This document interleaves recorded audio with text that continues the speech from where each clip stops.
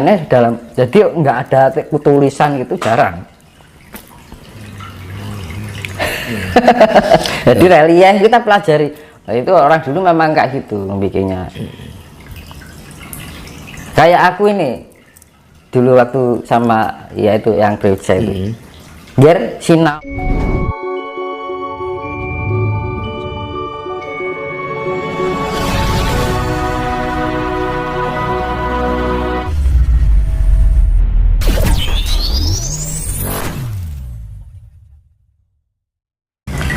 Tenang dari sebelumnya gitu loh ya kan.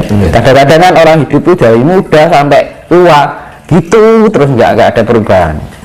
Nah, makanya kan kedewasaan seorang tidak dipandang oleh usia.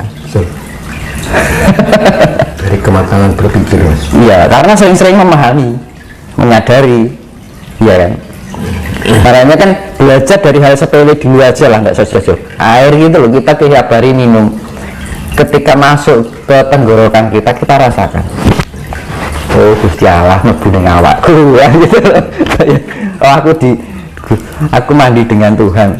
Tuhan itu ya air, yo semuanya itu yang unsur alam itu Tuhan. Tapi Tuhan itu bisa berwujud, ada loh wujudnya Tuhan itu. Tuhan itu bisa mewujudkan, bisa dilihat. Wujudnya apa? Cahaya. Cahaya Tuhan, nur ilahi. Dan dibilang nur ilahi lah ya gitu, Mas.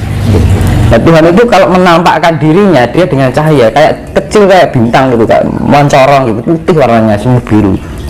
Nah itu Tuhan. Nah, yang Jawa nur cahaya, nah, orang Islam ngarani Nur Muhammad.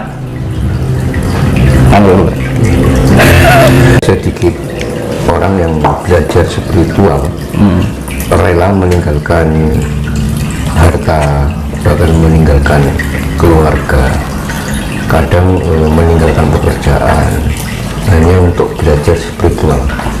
Nah, Mas Dinus, kalau melihat fenomena seperti itu bagaimana? Apakah sepakat orang belajar spiritual meninggalkan semuanya? Ya harus seimbang, nggak boleh seperti itu. Ya namanya spirit ya, kalau kita punya tanggung jawab ya kita harus selesaikan, kan gitu. Bahkan kita spirit itu nggak harus bertepi di hutan, lautan, nggak harus kayak gitu. Di rumah aja bisa kok. Justru di dalam kehidupan sehari-hari kita belajar dari spirit itu tadi, ya kan? Apa es ning alas iki iso cedak karo Gusti Allah, ya nggak mungkin, kan gitu loh. Terus belajarnya apa? Justru apa, ketika orang hidup di hutan, ya kan, misalnya begitu dari hutan keluar dari area hutan dihidupkan ramai, kaget enggak kan? Ya namanya perjalanan, ketika kita memahami perjalanan kita untuk dijadikan suatu pelajaran, kan kita mempelajari dari perjalanan itu untuk dijadikan pelajaran, itu namanya spiritualitas, ya kan? Makanya kan hidup itu adalah perjalanan, bagikan perjalanan itu adalah pelajaran, dan pelajaran itu butuh waktu yang namanya proses, dan itu, dan proses itu butuh kita analisa. Nah, kalau kita sudah menganalisa, kita akan menemukan hasilnya. Makanya saya pernah bilang, hidup itu ada 3 pertanyaan: apa, bagaimana, untuk apa, ya kan? Kenapa kita bertanya apa? Karena kita tidak tahu. Setelah tahu bagaimana, ya bagaimana nanti tinggal penemuan kita. Kalau kita sudah tahu bagaimana, untuk apa, ya kan? Kalau sudah kita bisa menjawab untuk apa, kalau orang Jawa bilang oh iya, ya kan, sepele kan. Itu lampu, ini sepele ya, saya analogikan lampu lah ya. Ini lampu bisa nyala karena apa, Mas? Karena ada arus listrik ya. Ya, arus listrik itu ada 2 arus, min dan plus. Ya. Nah, podo karo itu kan energi, volt, tegangan. Ketika ini menyala, apa? Hidup ya, Mas? Wis urip yo iki. Ya apa, Mas? Apa? Lah kok lampu bisa ngurup ya? Kok lampu bisa menyala? Karena ada 2 arus, plus dan minus. Ya kan?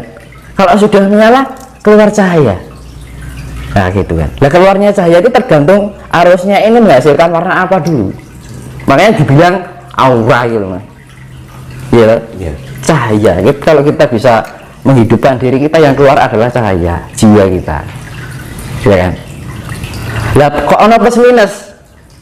Ya mergane binjung iki nek diibaratkan energi plus iki yo malaikat. Energi minus yo iblis. Ya jangan salahkan iblis. Kalau kita tanpa iblis kita nggak bisa hidup. Bener itu. Karena di dalam muatan itu ya ada atom itu ya, proton dan elektron. Nah kan sudah jelas kan gitu ya. Nah, kalau nggak ada ini nggak bisa ada kehidupan seperti itu. Motor motor harus ada plus minus. Karena apa? Kelistrikan, energi kelistrikan dulu yang menciptakan lampu, kendaraan itu meniru kinerja alam semesta. Begitu juga diri kita. Makanya di dalam diri kita tuh ada dua arus yang artinya plus minus. Ya ada malaikat, ada iblis. Kan ngono. Ada sifat feminin karo maskulin kan ngono to padha bahasa-bahasane saiki yang ngono. Jadi banyak sekarang orang menyalahkan kamu seperti iblis. Di kita itu di dalam diri kita ada unsur iblis. Ya namanya anti kuat. Ya kan? Di dalam diri kita juga ada unsur malaikat yang namanya kuat. Makanya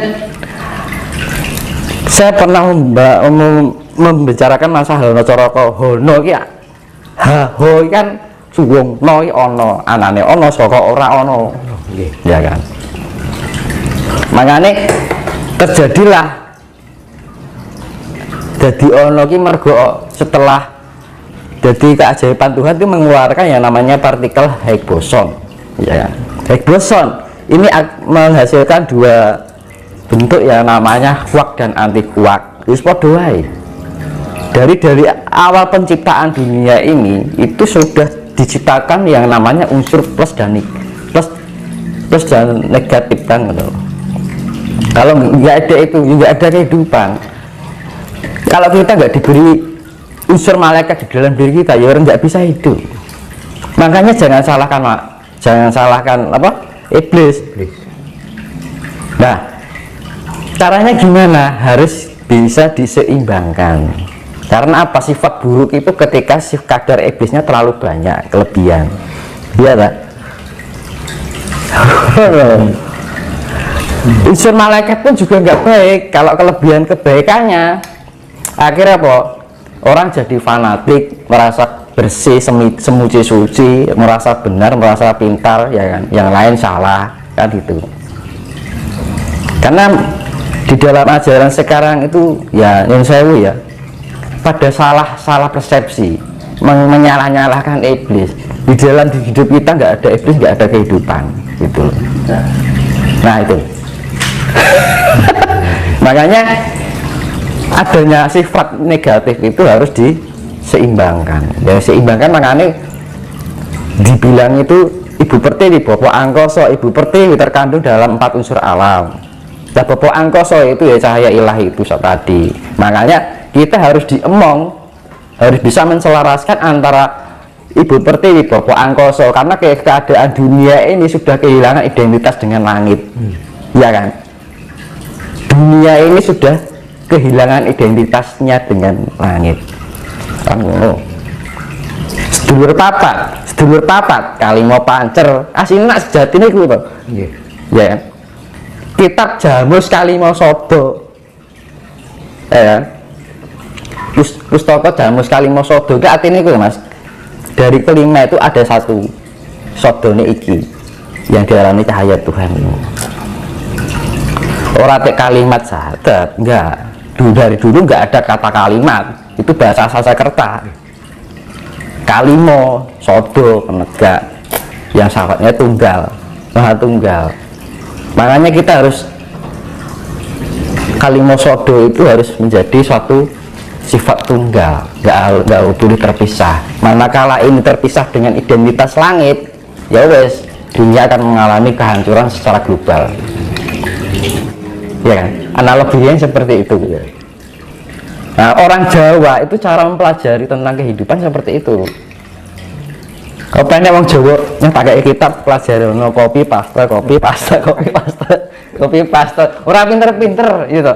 Jenengan pelajaran ya, pelajaran ini nyontoh terus nggak pinter-pinter kan gitu. Tanpa goblok mas. Kalau kita nggak mengasah, kalau orang Jawa lampu jadi bahan, barang sepele jadi gawe. Lampu ini kamu belajarlah hidup dari lampu ini, ya. Orang kalau belum tahu apa-apa kan bingung. Ya akhirnya otaknya diasah, spiritnya juga dilatih. Nah, akhirnya oh ini toh, ya kan. Akhirnya jawabannya oh iya. Nah, orang Jawa itu seperti itu. Makanya orang Jawa membuat suatu pengertian tentang kehidupan selalu dibangun dalam bentuk relief. Nah, itu kandungannya dalam, jadi nggak ada tulisan itu jarang. Jadi relief kita pelajari. Nah, itu orang dulu memang kayak gitu membikinnya. Kayak aku ini dulu waktu sama yaitu yang gereja itu, biar sinawo karo manukmu kan angel loh aku. Aduh aku akhirnya sampai iya bener, sampai aku tuh membuat pipa yang tak bikin ini Lingga dan Yoni karena apa, itu simbol siwa kan gitu kan. Ya, tanpa ini unsur penciptaan gitu. Makanya aku selalu tak bikin pipa itu biar ingat gitu loh. Namanya kan rokok ini ya, rokok disedot ya, hidup itu disedot, diserap, diolah, dianalisa, diterapkan. Mak ngono toh mas, iya toh. Nah itu hidup kan ngono. Loh iya, ini gak jorok loh yuk. Ini memang loh. Tanpa ini kita nggak bisa jadi kita kan ngono loh. Kadang-kadang orang terlalu pikirannya wah negatif, iya toh. Nah ini loh, terlalu sempitnya pikiran kan gitu. Loh, makanya gini, ini orang sama-sama berarti ulama atau kiai lah misalnya, ya. Ini kiai misalnya, ini kiainya itu hanya belajar dari kebaikan aja, ya kan. Sedangkan kiai satunya dia pernah melewati perjalanan kehidupan yang buruk, nakal mungkin ya, nom-nomane, masa mudanya itu nakal lah gitu. Itu ya setelah sama-sama menjadi pandita, itu pintar orang yang sudah mengalami hal buruk. Contohnya Sunan Kalijaga. Ya kan, masa lalunya Sunan Kalijaga kayak apa kan gitu bahannya. Makanya kalau kita mengalami masa muda yang buruk, itu bagian dari proses gitu. Jadi kalau kita belajarnya hanya baik terus, akhirnya menjadi suatu kesombongan diri bahwa kita merasa diri kita baik kan.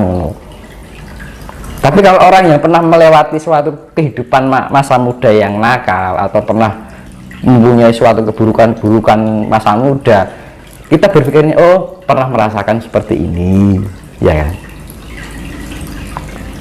Bisa memaklumi sesuatu, ya kan?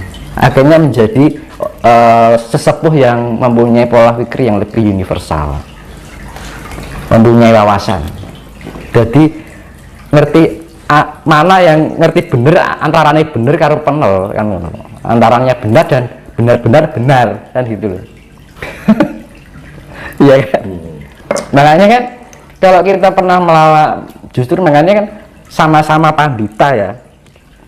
Yang satu pandita ini pernah melewati masa-masa suram atau dalam masa muda yang mungkin buruk ya, sama-sama pandita ini belum pernah, pasti orangnya lebih pintar ini. Dan itu kisah nyata loh, banyak kiai orang belajarnya dulu masa lalunya buruk akhirnya jadi kiai ya. Nah makanya kan masalah muda buruk itu tidak jaminan akan selamanya buruk. Selama kita mempelajari dan memahami kekurangan kita juga akan, karena apa, baik dan tidaknya kelak nanti ketika kita memahami segala perjalanan kita analisa perjalanan kita akan menjadi sesuatu yang baik kan.